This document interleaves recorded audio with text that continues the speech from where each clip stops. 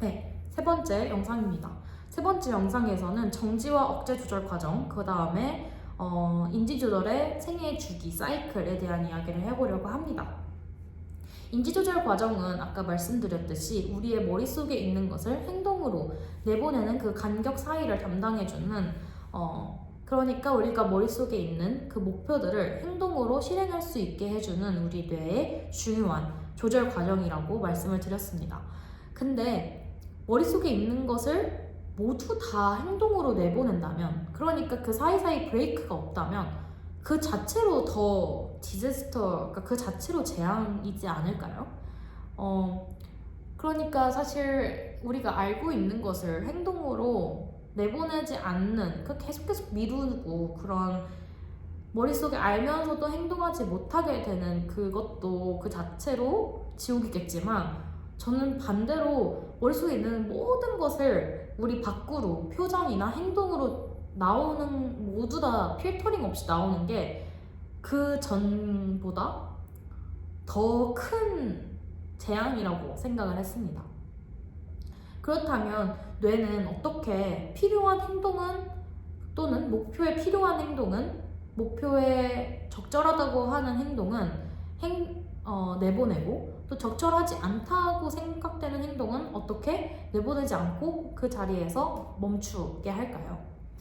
요거를 담당하고 있는 것이 바로 뇌의 정지, 억제 메커니즘입니다. 우리가 일상생활을 살아가면서 사실 정지가 필요한 순간은 굉장히 많습니다. 예를 들면 우리가 자전거를 타고 가는 순간에 빨간불이 딱 되면, 빨간불로 바뀌면 우리는 그 전에 파란불이었어도 빨간불을 보는 순간 브레이크를 밟아야 되고, 또 감정을 내보내지 않아야 하는 순간, 예를 들면 교실에서 누군가가 다리를 너무 많이 떤다고 하더라도, 그게 짜증나더라도 뭐 소리를 지르면 안 되고, 또 친구와 싸웠을 때, 싸운 친구가 있을 때 아무리 싸웠다고 하더라도 격하게 반응하면 안 되는 경우들이 훨씬 더 많잖아요. 그런 식으로 우리는 살아가면서 우리의 행동, 그 다음에 감정을 억눌러야 할 때가 굉장히 많습니다.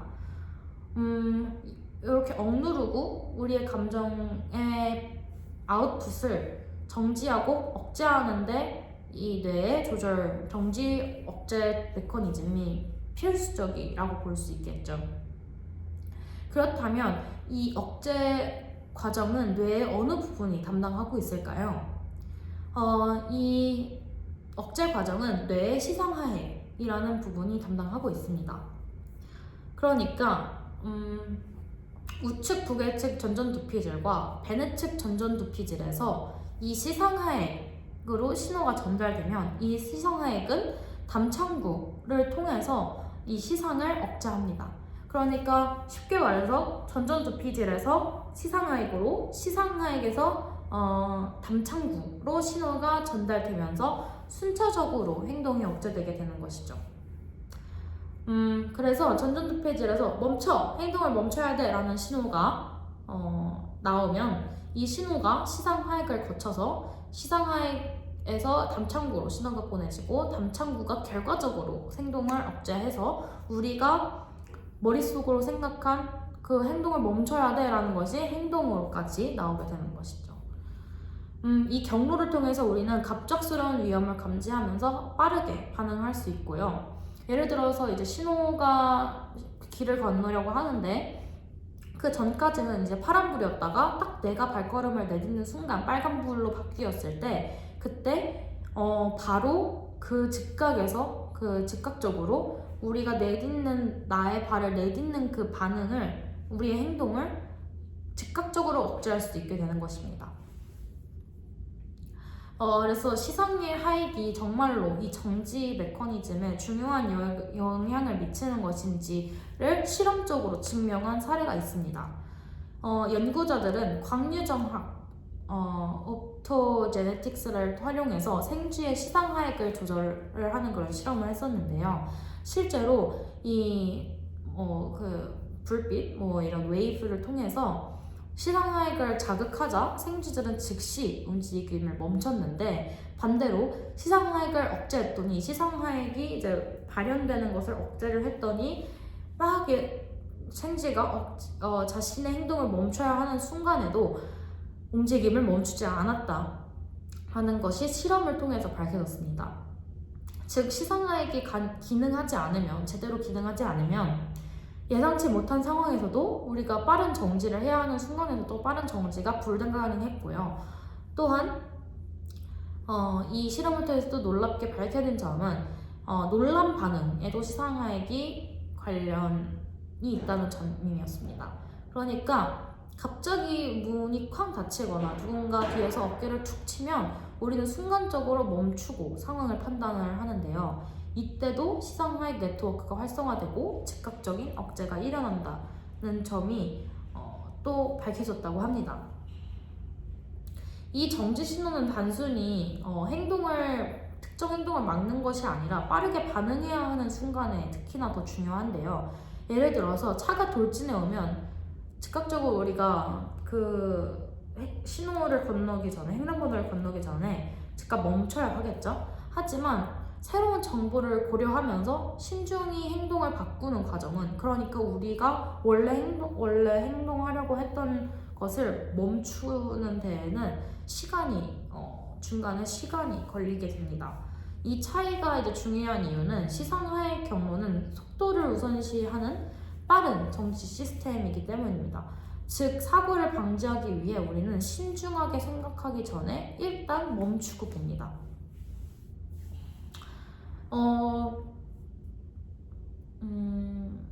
근데 제가 이제 생각한 이 책을 읽으면서, 이 부분을 읽으면서 느꼈던 점은, 이 시상하액은 우리가 생각하기 전에 일단 우리 몸이 멈추게 한다고 했잖아요.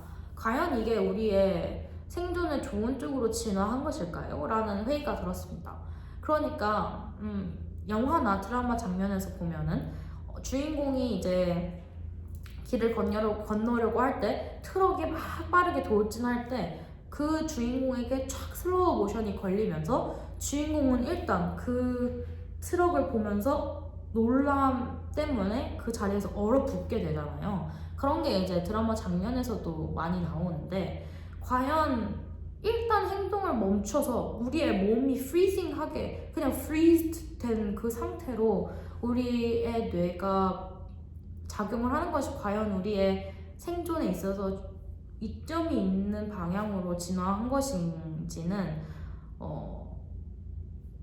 회의가 들었습니다.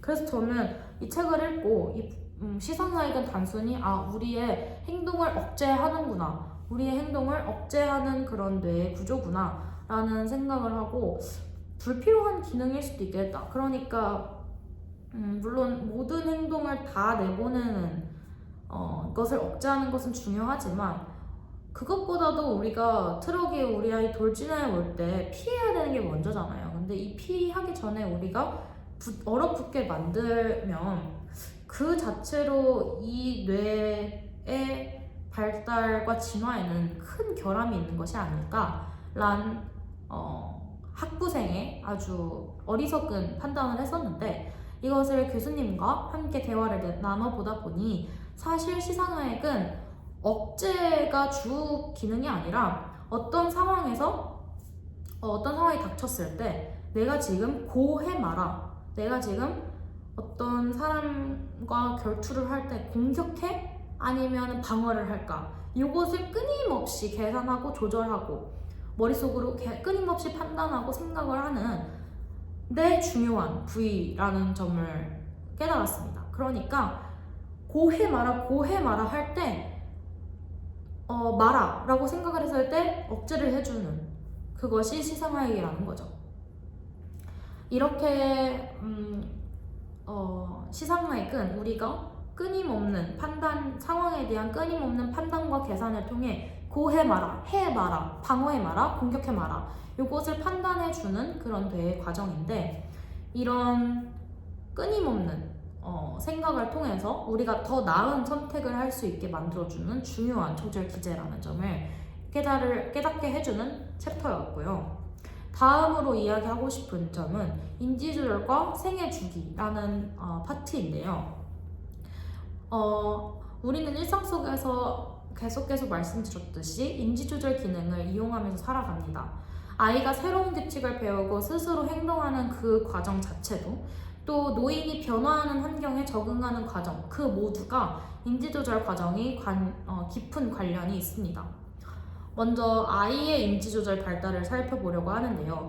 아이들은 단순히 명령을 따르는 것이 아니라, 부모의 명령을 따르는 것이 아니라 스스로 상황을 해석하고 적절하게 선택하는 선택하는 능력을 길러야 합니다. 예를 들어서 그 코치가 경기 중에 아이들에게 직접 지시하는 대신 아이들에게 스스로 판단하는 기회를 주는 이유는 아이가 그 게임 자체의 맥락을 이해하고 자율적으로 결정하는 능력을 키우기 위해서입니다. 부모 역시 아이에게 안전하면서도 효과적인 학습 환경을 제공을 해야 하는데요. 이를 위한 한 가지 방법은 그냥 체계 없는 놀이 시간을 마련하는 것입니다. 아이가 스스로 목표를 정하고 스스로 문제를 해결하는 경험을 통해서 그 경험을 통해서야만 인지조절 능력이 자연스럽게 길러지게 되는 것이라고 이 책은 이야기를 하고 있습니다. 그래서 마지막 챕터는 제가 추천드리고 싶은 것이 아이를 키우는 부모 또는 내 부모님이 노화를 경험하고 있다면 이 책의 마지막 장, 인지조절과 생애주기 이 챕터를 통해서 조금 더 슬기롭게 그 아이의 인지조절 발달 능력을 길러주는데 도움이 될 수도 있고, 또 부모님의 노화를 살펴보면서 꼭 노화가 인지조절 능력을 저하시켜서 모든 게 저하되지 않고, 사실 부모님 세대로부터 또 배울 수 있는 점은 배우고 이해할 수 있는 점은 이해할 수 있는 이런 전반적인 이해와 우리의 삶에 보여지는 모든 다양한 연령대의 사람들을 이해할 수 있는 챕터였던 것 같아요. 그래서 그러니까 이 아이의 인지조절 능력에 관해서 이 책이 이야기하고 있는 것은 결국에 아이가 스스로 경험을 해서 시행착오를 할 수 있는 시간과 그런 기회를 충분히 제공해주는 것이 아이의 인지조절 발달에 굉장히 중요하고 필수적이다라는 점을 이야기를 하고 있습니다. 그러니까 너무 부모가 관여를 하지 않는 것이 결과적으로 아이가 나중에 성인이 되었을 때 조금 더 나은 인지조절 능력을 가지고 있는 성인으로 커갈 수 있게 해준다는 것이죠. 이번에는 이제 노화와 인지조절 능력의 변화를 살펴보도록 하겠습니다. 기억력, 지각 능력, 추론, 의사결정, 정신운동 속도 등 다양한 인지 기능이 노화를 경험하면서 나이가 들수록 감소하지만 모든 기능이 나빠지는 것은 아니라고 이 책은 이야기하고 있습니다. 오히려 어휘력 같은 결정화된 지능은 나이가 들어도 유지되거나 향상되는 경향을 보이고요. 또한 나이가 들수록 감정을 조절하는 그런 능력이 발달하여 긍정적인 경험에 더 집중하는 그런 능력을 할머니, 할아버지들은 더 키울 수 있는 것입니다. 그러니까 나이가 든다고 해서 모든 인지적 능력이 떨어지는 것은 아니고 오히려 늘어나는 경험, 오히려 성숙되는 경험들이 많다는 것이죠. 그렇다면 인지조절 능력은 왜 나이에 따라 변화할까요? 주요 원인 중 하나는 이제 뇌의 변화인데요. 뇌 자체의 변화인데, 연구에 따르면 나이가 들수록 정말 실질적으로 뇌의 전전두엽의 부피가 감소한다고 합니다. 또 그리고 인지조절에 중요한 도파민 분비도 줄어듭니다. 이러한 변화는 기억력 저하뿐만 아니라 이제 복잡한 작업을 수행하는 능력에도 영향을 미치는데요. 이 도파민이 떨어진다는, 이 도파민의 분비가 줄어든다는 것이 무슨 의미를 갖느냐에 대한 이야기를 해보려고 하는데, 이 도파민은 실제로 쾌락을 담당하는 호르몬으로 널리 알려져 있죠. 그러나 이 쾌락만 담당하는 것이 아니라 도파민은 우리의 미래에 대한 가치에 반응하는, 미래에 대한 기대치에 반응하는 그 조절도 도파민이 담당하고 있습니다. 그러니까 지금의 당장의 가치보다 더 크고 중요하다고 생각하면 이 도파민이 뇌의 기저핵과 전전두피질에 이 도파민의 분비를 더 늘립니다. 그래서 목표를 향한 우리의 의지 자체에 이 도파민이 힘을 실어줍니다. 그러니까 미래에 더 좋은 결과를 가지고 온다라고 생각이 된다면 우리 뇌가 도파민이 더 많이 분비를 해서 우리의 의지가 더 강하게 해준다는 거죠. 그러니까 도파민 단순히 쾌락의 물질이 아니라 어떻게 보면 우리가 더 미래지향적이게 살아갈 수 있는데 도움을 주는 우리의 의지, 그다음에 동기부여 자체에 도움을 주는 중요한 신경 전달 물질이라는 것을 또 이 책을 통해서 이해를 했는데요. 그러니까 우리가 실망스러운 결과도 예상하면 도파민도 감소하고 힘도 사라지고, 그러다 보니까 도파민이 감소한다는 것은 우리가 조금 더 미래에 지향적이게 살아가고 미래의 기대치를 생각하면서 살아가기보다는 조금 힘이 사라지고 미래에 대한 기대가 없어진다라는 것으로 해석될 수도 있겠죠. 그러니까 할아버지 할머니들은 조금 이런 그냥 과학적으로도 도파민의 분비가 줄어들기 때문에 조금 더 무력해지기도 할 수 있다는 거죠. 그리고 점점 더 내 미래에 대한 생각을 그만하기도 하고 살아가는 그 희망을 찾지 못해서 많이 무료해 하시는 경우도 이 때문이라고 볼 수 있습니다. 그럼에도 불구하고 흥미로운 점은 단순히 이제 뇌가 변화하기 때문에가 아니라 우리가 살아가는 환경 자체가 변하기 때문이라는 점이 또 흥미로웠습니다. 그러니까 인지조절 능력이 변화하는 데에는 이 뇌의 구조적, 그러니까 도파민 분비가 줄어들고 전전두의 부피가 줄어들고 이런 물리적인 변화뿐만 아니라 환경적인 요인도 크게 작용한다는 점이 흥미로웠던 것이죠. 그래서 예를 들어서 오늘날의 기술력과 사회적 요구는 50년 전과 크게 달라졌죠. 어린 시절에 최적화했던 인지 전략이 현대에서는 더 이상 필요하지 않을 수도 있습니다. 이런 점들이 환경의 변화 자체가 인지 조절이 우리 생애 주기에 걸쳐서 하인 사이클에 걸쳐서 변화하는 또 다른 이유라는 것을 이 책을 통해서 이해할 수 있었습니다.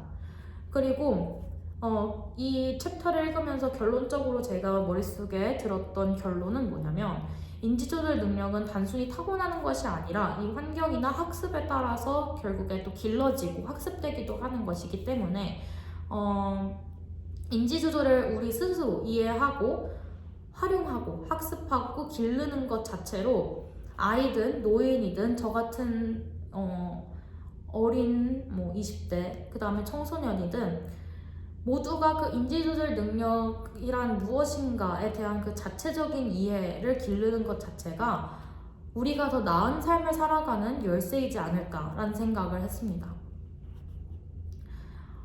그래서 이 책을 다 읽고 난 저의 소감을 말씀드리자면 인지조절 능력에 대한 그냥 한 문장으로 말씀드리자면 저는 이 책을 통해 인지조절이 무엇인가에 대한 이해를 훨씬 더 확장할 수 있었습니다. 단순히 무언가를 아는 것과 행동하는 것에는 큰 차이가 있는데 우리는 그 사이에 우리가 아는 것을 행동하는 것으로 아웃풋하기 사이에 목표를 세우고 또 더 나은 삶을 막 꿈꾸지만 그것만으로는 충분치 않다는 것을 이 책을 통해서 깨닫게 되었습니다. 목표를 행동으로 옮기려면 이제 또 현재 상황을 조절하고 진행 과정을 점검하고 필요할 때마다 전력을 수정하고 비용과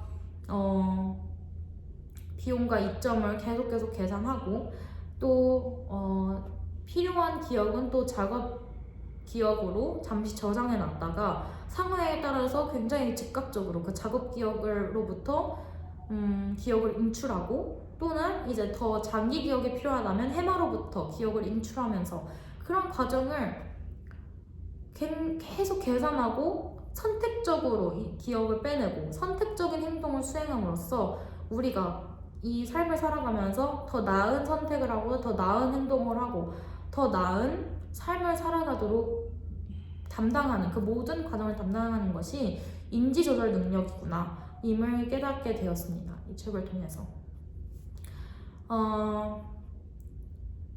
그래서 결과적으로 우리가 이 책을 통해서 인지조절이 무엇인지를 더 깊이 이해하게 된다면 인지조절을 우리 스스로 조금 더 스스로